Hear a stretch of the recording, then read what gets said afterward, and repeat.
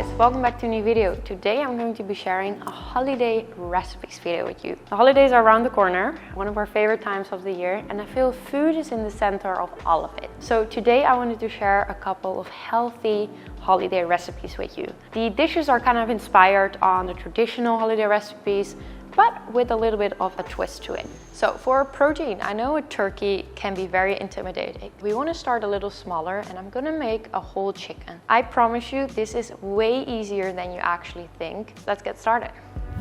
For today's main dish, I'm going to show you how to make a very easy whole chicken with herbs and roasted potatoes. I took the whole chicken out of the package and I dried it with the kitchen towel. I added salt and I let it dry overnight in the fridge. This will make the chicken more crispy the next day. So start cutting up the potatoes in half. I love using different colors and shapes to create some diversity.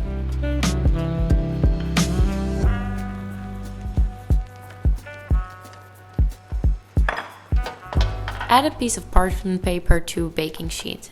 This will make it easier to clean afterwards. Add some olive oil, salt, and pepper. Mix well and add herbs like thyme, rosemary, and sage. This will give all the potatoes and the chicken such a nice flavor and aroma. Place the chicken on the rack and add salt and pepper. There is no oil needed because the chicken has naturally fat. Put it in the oven for about 1.5 hours on 350 Fahrenheit. After 1.5 hours, check if the chicken is done. The best way to do this is with a little thermometer, which you can buy for a couple dollars on Amazon. It should be above 160 Fahrenheit and you know it's ready. Add it to a big plate and add the roasted potatoes around. And here you go, your main statement dish is ready.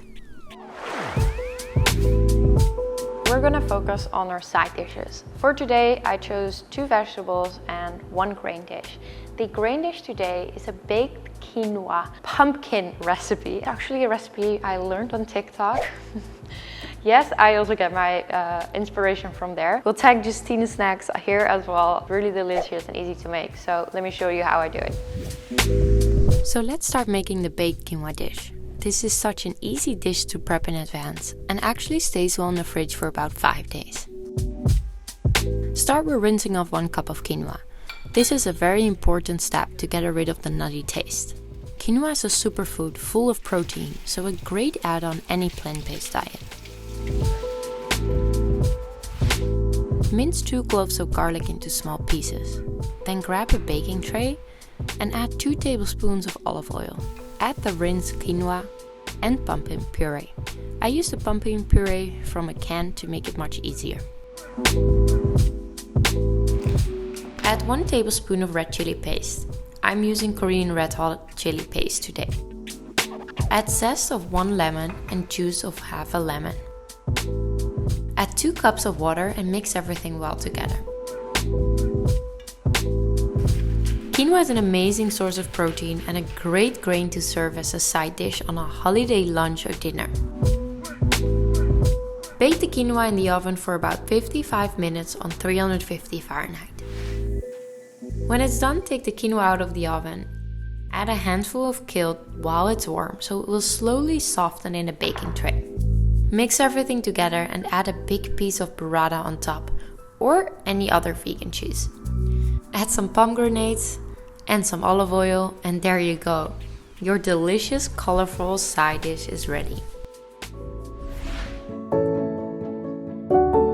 So for our side dishes, I chose a grilled cauliflower because I feel you can never go wrong with this, and there's so many variations in how you can prepare it. And one of my favorites, the delicata squash with a miso butter on top.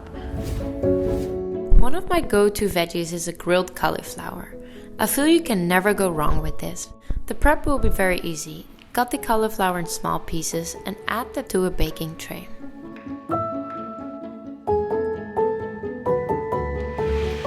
Add some olive oil, salt, pepper, and put it in the oven for about 45 minutes until it's soft and tender. To give the cauliflower extra taste, we're going to make a dressing for it when the cauliflower comes out the oven.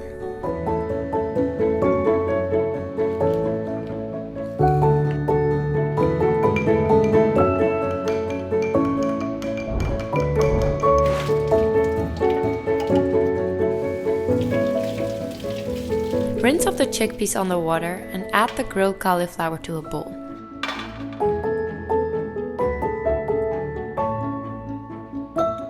Add the chickpeas, mix the dressing in, and top with some fresh herbs like mint and basil. And your delicious side dish is ready.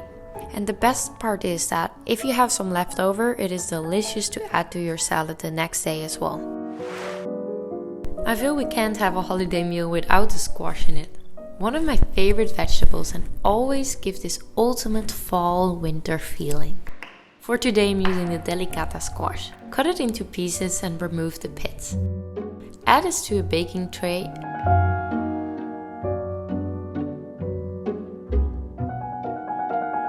Melt a little bit of ghee or butter. Ghee is a type of clarified butter and contains actually less lactose than normal butter. It's rich in nutrients like vitamin A and omega-3. Use a little brush and gently brush the squash on each side.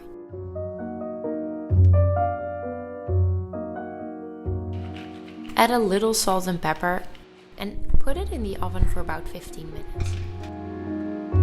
In the meantime, we're gonna make a squash mixer. Add 1 tablespoon of miso to the melted ghee and add 1 tablespoon of maple syrup. When the 15 minutes pass, add this to the squash. The maple and the miso will give the squash an amazing, incredible, sweet and unique taste. And pop it in the oven for another 10 minutes on the other side.